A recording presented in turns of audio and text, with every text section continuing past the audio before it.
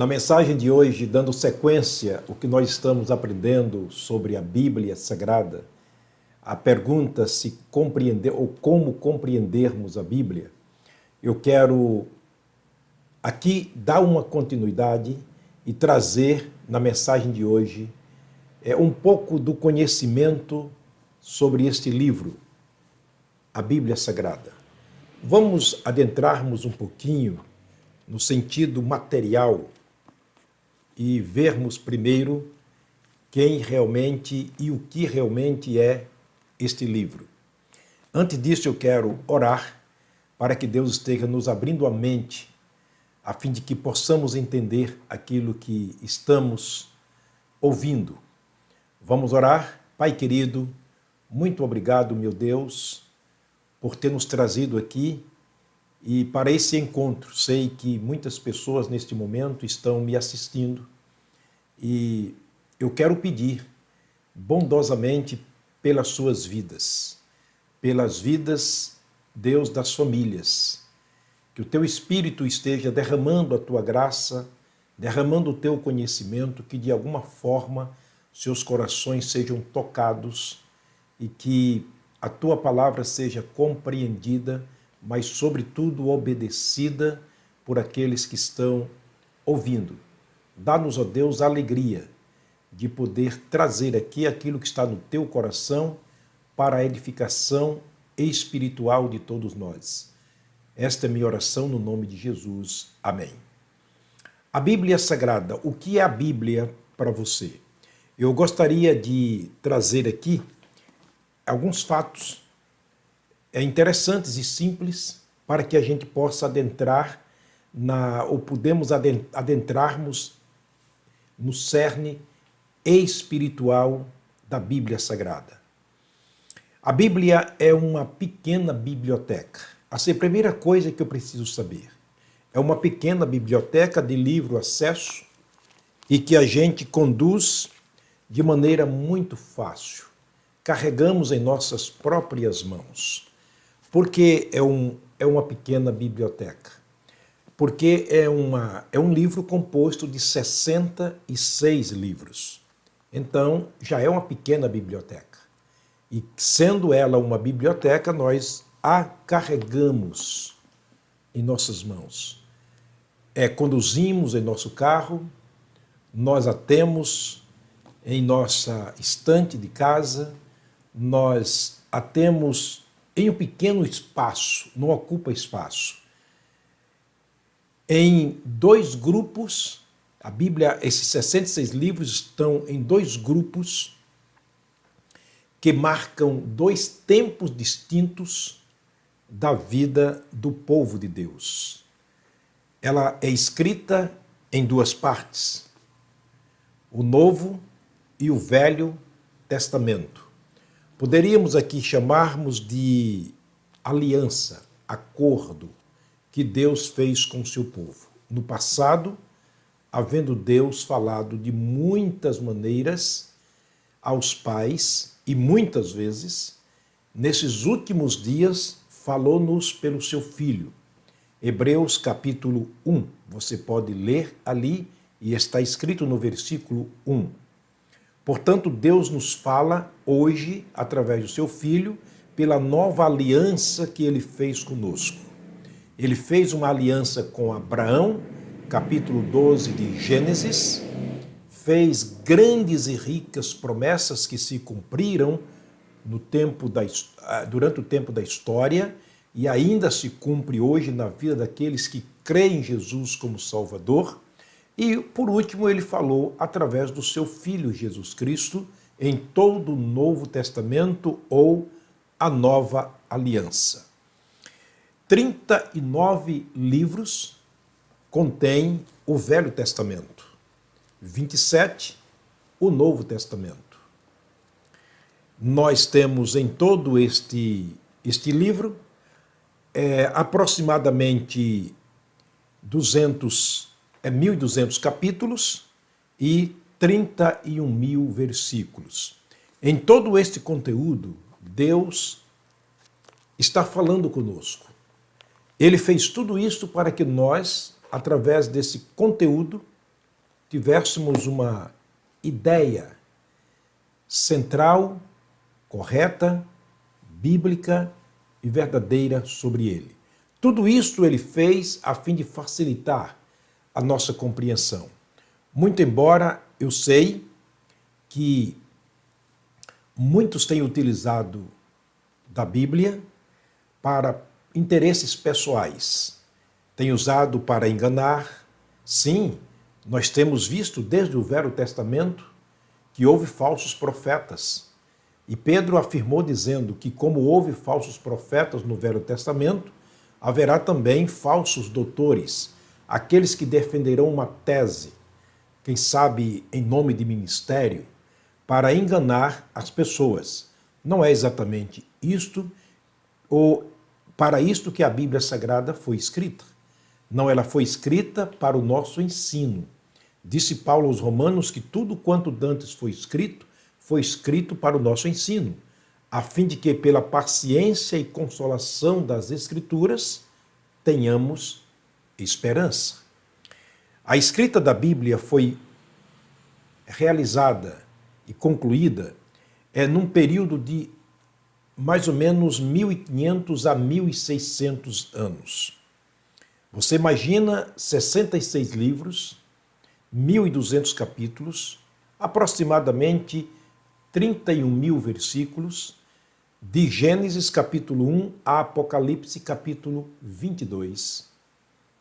É uma história muito longa, um período muito longo, e uma coisa que me deixa impressionado é quando você lê em Gênesis capítulo 2 e capítulo 3, você vai ler em Apocalipse capítulo 22 e vai encontrar uma concordância maravilhosa. A Bíblia é uma única história, com uma única linha de pensamento, parece que escrita por uma única pessoa, embora num período tão distante de tempo. Embora vários livros escritos, vários capítulos, muito embora na sua origem não havia capítulo, não havia divisão, era um texto único.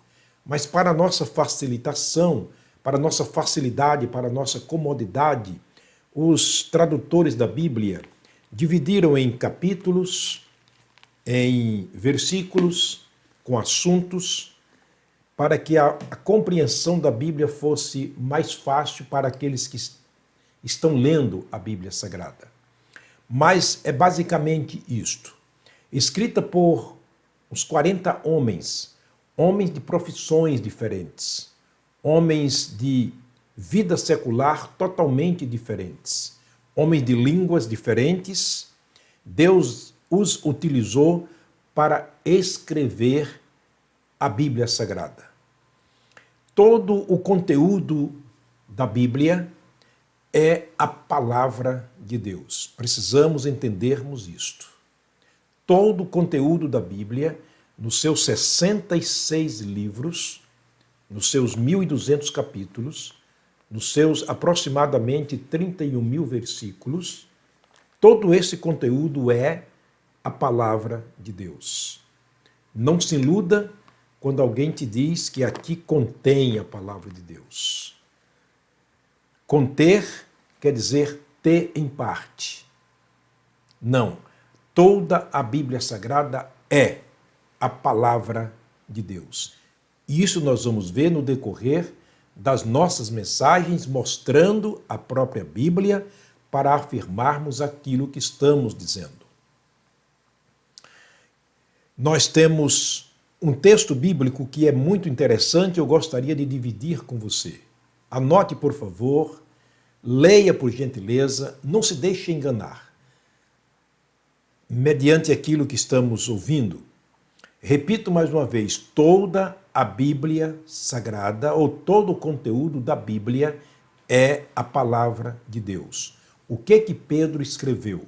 Na sua segunda carta, capítulo 1, versículos 20 e 21, ele disse o seguinte: nenhuma profecia é de particular interpretação. Nós temos as nossas propriedades, que são particulares nossas, porque temos um documento em mãos. A Escritura Sagrada não tem registro de alguém como proprietário dela. Nem Elias, nem Isaías, nem Ezequias ou Ezequiel, nem Daniel, nenhum profeta ousou dizer a minha profecia. Uma coisa muito clara que você vai ver na Bíblia Sagrada, lendo o Velho Testamento, repetidamente os profetas dizendo: veio a mim a palavra do Senhor dizendo.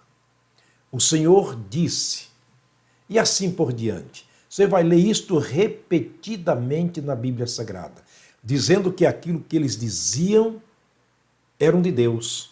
Eles eram apenas arautos, aqueles que davam o recado de Deus para as pessoas. Portanto, eu não tenho que ostentar-me dizendo que tal escritura é de particularidade individual minha. Não. Pedro começa dizendo: nenhuma profecia é de particular interpretação.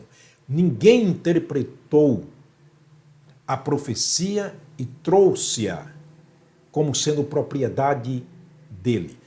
Imagine aqui comigo o profeta Isaías no capítulo 53. Ele prega sobre Jesus. É o capítulo que fala sobre Jesus porque vários capítulos, é claro, mas este é um capítulo muito claro. O profeta Isaías foi levantado por Deus como o maior profeta messiânico, aquele que mais profetizou sobre o Messias, o Deus que se fez carne e habitou entre nós. O prometido de Deus, Jesus, o Salvador do mundo. Assim ele triplamente é compreendido na Bíblia. E o profeta Isaías foi um homem que, usado por Deus, ele falou muito sobre Jesus e ele deixou muito claro no capítulo 53. Você imagina quando ele diz que Jesus foi levado ao matadouro como ovelha perante o seu tosqueador e não abriu a sua boca. Você concorda isso no Velho Testamento, que ele estava ali e não respondia, não perguntava e até admiraram porque ele estava tão quieto durante o julgamento e durante o momento da cruz.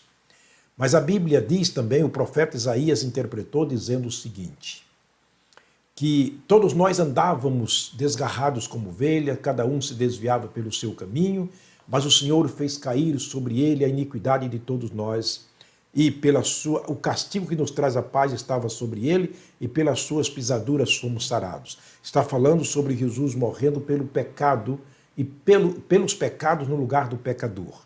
O profeta Isaías não tinha o que se ostentar e dizer: olha, essa profecia é minha, eu a criei, eu trouxe aqui e escrevi para vocês. Não.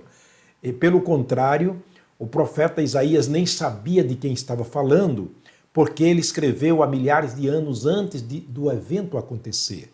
Portanto, ele estava no êxtase. O Espírito de Deus movia o profeta para escrever tais palavras e tais profecias. Portanto, o que Pedro diz aqui é muito claro: nenhuma profecia é de particular interpretação.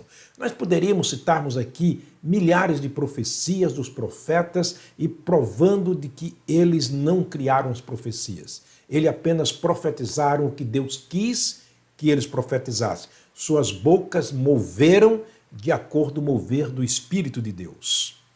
Agora nós continuamos a leitura do texto. Ele diz o seguinte: porque a profecia nunca foi produzida por vontade de homem algum, mas, entretanto, os homens santos de Deus falaram movidos pelo Espírito Santo. Repito, 2 de Pedro, capítulo 1, versículos 20 e 21. Leia aí, por favor, anote e leia. Isso é segurança para você. Isso vai servir de escudo. Isso vai servir de salvação para alguém que queira lhe enganar quanto à Bíblia Sagrada, inventando algo que ele mesmo criara acima da palavra de Deus. Acredite, tudo aquilo que Deus quis que eu e você soubéssemos, ele permitiu que fosse escrito, nada mais e nada menos. Isso nós vamos ouvir nas lições posteriores. Deus te abençoe mais uma vez. Deus derrame a sua graça sobre você e a sua família. Te espero no próximo encontro, na próxima mensagem, na próxima lição, para mais uma pequena partícula daquilo que nós estamos aprendendo sobre este livro incontestável, este livro que é a Palavra de Deus. Enquanto chegarmos lá, ou enquanto isto, você vai lendo a Bíblia, vai examinando a Bíblia, vai procurando na sua própria Bíblia e vai lendo. E Deus com certeza vai te abençoar e muito. Meu forte abraço a você e toda a sua família. Até o próximo encontro.